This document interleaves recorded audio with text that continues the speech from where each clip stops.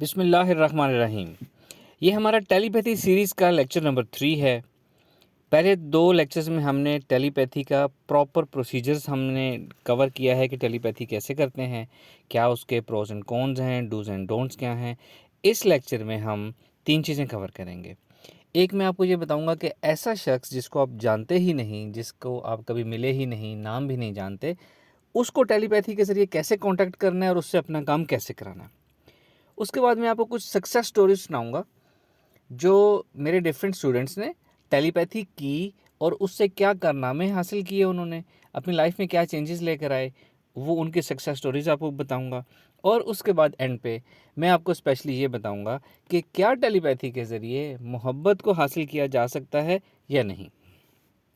तो हम स्टार्ट करते हैं। सबसे पहले एक अननोन पर्सन जिसको हम जानते ही नहीं, उसके साथ कॉन्टैक्ट कैसे हमने करना है। एग्जाम्पल ले लें कि कोई शख्स आपके घर कूड़ा फेंक के चला जाता है, आपको नहीं जानते कौन है। कोई शख्स आपकी बाहर खड़ी गाड़ी के ऊपर स्क्रैचेस लगा देता है। आपके घर में कुछ आपकी सेटिंग डेकोरेशन कोई बच्चों में से डिस्टर्ब कर देता है, आपको नहीं पता वो कौन है।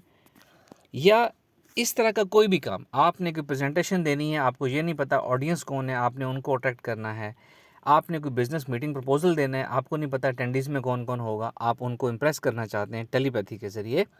तो आप क्या करेंगे, मिसाल लेते हैं आपकी गाड़ी पे कुछ स्क्रैचेस लगा जाते हैं। आपने क्या करना है, टेलीपैथी के प्रोसीजर से रात सोने से पहले alpha state of mind achieve करके अपने आप को ये पैगाम देना है, अपने सबकॉन्शियस माइंड को रेपिटेशन के साथ ये मैसेज देना है कि जो शख्स, जो बच्चा, जो इंसान मेरी बाहर खड़ी गाड़ी को स्क्रैचेस लगा जाता है, उसके साथ अल्फा स्टेट ऑफ माइंड में कॉन्टैक्ट इस्टेब्लिश करना है।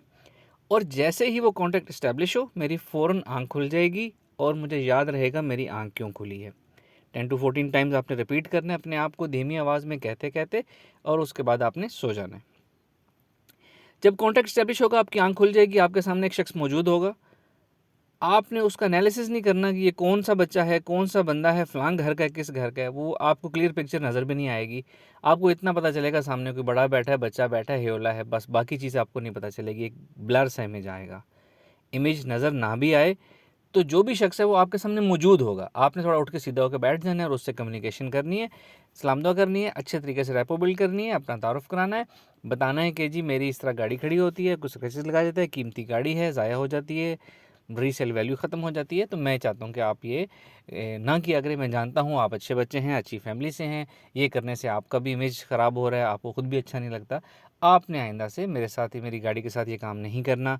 या कूड़ा फेंकने वाला है तो आज से आपने कूड़ा नहीं फेंकना। यही अच्छी हैबिट्स हैं, इसमें आपकी इज़्ज़त है, आपकी बड़ाई है, आपकी मॉरल डेवलपमेंट है। उसके बाद उससे प्रॉमिस लें, सलाम दुआ करें, हाथ मिलाएं, शेक हैंड करें, प्रॉमिस लें कि वो आइंदा ऐसा नहीं करेगा। उसको समझ आ गई है, बात उसके दिल में उतर गई है, और उससे अच्छे ताल्लुकात इस्टेब्लिश करें और इस तरह अपनी मीटिंग ख़त्म कर दें। 1 दफ़ा करें, 2 दफ़ा करें, 3 दफ़ा करें, 4 दफ़ा करें। 3 दफ़ा करना भी काफ़ी है। 3 दफ़ा ये सक्सेसफुली आप टेलीपैथी कर लें, आपके घर के बाहर कोई कूड़ा नहीं फेंकेगा, कोई आपकी गाड़ी को टच नहीं करेगा। इसी तरह प्रेजेंटेशन ऑडियंस को एड्रेस करना है, मीटिंग बिजनेस प्रपोजल की अटेंडीज़ को आपने पकड़ना है। आप इसी तरह अपने आप को हदायत देंगे कि उस मीटिंग में कल जो जो बैठने वाला है, परसों जिस जिस डेट को भी है, उस डेट के जितने अटेंडीज़ हैं, जहाँ जहाँ से भी आ रहे हैं, वो जैसे ही मेरा उनके साथ कॉन्टैक्ट स्टैब्लिश हो, मेरी फ़ौरन आँख खुल जाए और मुझे याद रहेगा आँख क्यों खुली।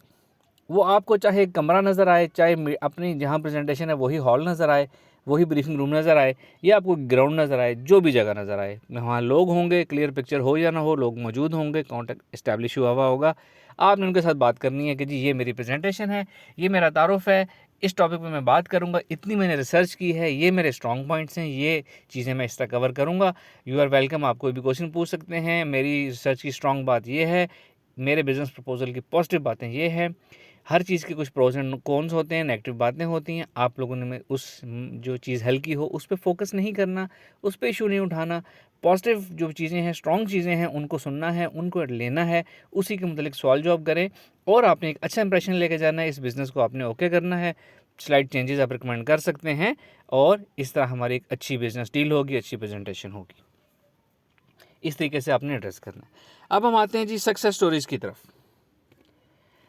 सक्सेस स्टोरी, एक स्टूडेंट ने बताया कि उसका एक दोस्त था जो कि बहुत अरसे से उससे नाराज़ था और काफ़ी अरसे से बातचीत नहीं थी। उस शख्स ने टेलीपैथी की। टेलीपैथी सिर्फ एक दिन उसने एक टेलीपैथी की एंड ही सेड के नेक्स्ट डे हमारी बहुत अच्छी दोस्ती होगी और हम सब कुछ भुला के बहुत अच्छे तरीके से दोबारा ज्वाइन अप हो गए, जो कि अदरवाइज़ वो सोच भी नहीं सकता था।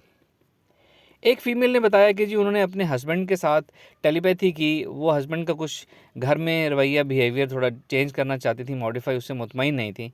उन्होंने टेलीपैथी की, 3 दिन टेलीपैथी की उन्होंने बताया कि मेरे हस्बैंड जब फ़लाँ दिन अपने ऑफिस से ड्यूटी से घर आए तो उन्होंने घर आते ही एग्जैक्टली वही सब काम करने शुरू कर दिए जो मैंने टेलीपैथी के अंदर उनको कहा था कि आपने ये काम करने हैं। It was a big success. एक माँ ने बताया कि उनका बच्चा जो है वो बुरी आदत में पड़ गया था, बुरी कंपनी में, बुरे दोस्तों में, ड्रग्स वगैरह में इन्वॉल्व हो गया था। उन्होंने टेलीपैथी की, उन्होंने कम से कम 1 महीना टेलीपैथी की है उन्होंने, और उन्होंने साथ उसकी हीलिंग भी की है, और उसने जो है अपनी बुरी कंपनी भी, दोस्त भी छोड़ दिए हैं और अपनी ड्रग्स भी छोड़ दिए हैं, और वो बाकायदा अब दीन की तरफ आ रहा है और वो फर्माबरदार बच्चा बन रहा है। ये एक बहुत बड़ी सक्सेस है टेलीपैथी की। एक दोस्त ने बताया, एक शख्स ने मुझसे रब्ता किया कुछ दिन पहले कि जी मैं इस तरह किसी के साथ है, किसी फ़ीमेल के साथ इन्वॉल्व हूँ, हम शादी करना चाहते थे, पहले हमारा अच्छा रिलेशन था लेकिन अब हमारा ब्रेकअप हो चुका है, हम बातचीत में नहीं है, मैं चाहता हूँ कि हमारी दोबारा से बातचीत हो जाए, पैचअप हो जाए। मैंने उसको डिस्करेज किया, मैंने कहा जो चीज़ चली गई, कोई शख्स अगर नहीं रब्ता करता तो इसीलिए नहीं करता कि वो इंटरेस्टेड नहीं है, तो आप इस चीज़ को भूल जाए और आप एक अपनी नई ज़िंदगी स्टार्ट करें, पीछे को भूल जाएँ। तो हमारी बात ख़त्म हो गई। 2 दिन पहले उस शख्स ने मुझसे रब्ता किया और मुझे बताया कि सर ऑल्दो आपने मुझे बताया था कि टाइम वेस्ट होगा, इस पे कोशिश ना करें। मैंने फिर भी आके बताए हुए तरीके से टेलीपैथी की। 1 हफ़्ते के अंदर 4-5 दिन मैंने टेलीपैथी की है, अच्छे तरीके से, रोज़ाना टेलीपैथी की है, बाकायदगी से। और उस लड़की का आज खुद मुझे मैसेज आया है, उसने खुद रब्ता किया है, उसने इज़हार किया है, इंटरेस्ट शो किया है और ये कहा है कि हम दोबारा मिल सकते हैं, इकट्ठे हो सकते हैं। मैं इस तरीके से प्लान अपना लेके चलूँगी, अपने फैमिली से बात करूँगी, फ़लाँ काम करूँगी, फ़लाँ काम करूँगी। ही सेड कि मैंने जो टेलीपैथी में कहा उस लड़की ने वही मुझे इकरार किया, मुझे कहा, और उसी प्लान के मुताबिक उसने अपना प्लान बनाया कि हम इस तरह करेंगे और आगे चलेंगे। ये एक बहुत बड़ी लव स्टोरी की एक सक्सेस है कि इस तरीके से महबूब को उस शख्स ने हासिल किया। लेट्स सी आगे क्या बनता है, अल्लाह करे उनका अच्छा सिलसिला चले आगे। अब ये फॉर्मल क्वेश्चन कि क्या टेलीपैथी के ज़रिए मोहब्बत को हासिल किया जा सकता है? मेरा इसमें मानना है कि वो मोहब्बत ही क्या जिसको हासिल करने के लिए टेलीपैथी करनी पड़े। अलबत्ता जो लोग मुझे अप्रोच करते हैं, मुझे इस काम के लिए सॉल्यूशन सजेशन मांगते हैं, टेलीपैथी का तरीका उनको मैं ज़रूर बताता हूँ, काउंसलिंग भी करता हूँ, गाइडेंस भी करता हूँ। साथ में उन्हें कहता हूँ कि टेलीपैथी आप करना चाहते हैं तो करें, लेकिन आपने उस टेलीपैथी में डायरेक्ट ये नहीं कहना कि जी आप भी मेरे से मोहब्बत करें और हम एक दूसरे के बगैर नहीं रह सकते। ऐसा नहीं होता। मैंने उनको कहा कि आप अगले से टेलीपैथी का जो पहला सेट है ना, कुछ दिन सिर्फ ये टेलीपैथी करें कि वो आपका दूसरा फ्रीक आपसे रब्ता करे, आपको क्लियरली बताए कि उसके दिल में क्या है, उसके हार्ट में क्या है, उसके जहन में क्या है, क्या वो आपके साथ इंटरेस्टेड है या नहीं, क्या वो साथ चलना चाहता है या नहीं। फिर ये भी बताए कि क्या वो इस काम के लिए अपने घर में स्टैंड ले सकता है, क्या उसके घर में कोई आउट ऑफ कास्ट का इशू तो नहीं है, क्या उसके घर में उसकी शादी का नंबर भी है या नहीं, एटसेट्रा एटसेट्रा, ताकि टोटल क्लियर पिक्चर आपके सामने आ जाए और आप ये फैसला कर सकें कि आपने ये काम करना है कि नहीं करना। साथ में उनको ये भी कहता हूँ कि आप एक डेट डिसाइड कर लें कि इस डेट तक आपने टेलीपैथी से कोशिश करनी है, हो गया तो ठीक है, वरना आपने छोड़ देना है। लोग डेट डिसाइड करते हैं और उसके बाद उनको क्लैरिटी मिलती है और वो अपनी ज़िंदगी के अहम फैसले इसके मुताबिक कर पाते हैं। जो भी हो, टेलीपैथी में इतनी क्लियर पिक्चर, इतना क्लियर आंसर सामने वाले की तरफ से आ जाता है क्लैरिटी के साथ कि कोई शक व शुबा, कोई गुंजाइश उसके बाद रहती नहीं है। चूँकि दोनों सबकॉन्शियस माइंड आपस में कॉन्टैक्ट कर रहे होते हैं तो बात दिल में भी उतर जाती है, रज़ा की कैफियत भी आ जाती है और इंसान मुतमईन होकर आगे की तरफ चल पाता है। ये हमारा आज का लेक्चर था जो कंक्लूड हुआ। नेक्स्ट लेक्चर में हम बात करेंगे कि बिज़नेस को हम कैसे इन्हेंस कर सकते हैं, टेलीपैथी के ज़रिए ज़्यादा क्लाइंट्स कैसे एड्रेस कर सकते हैं। Thank you very much. अस्सलाम वालेकुम।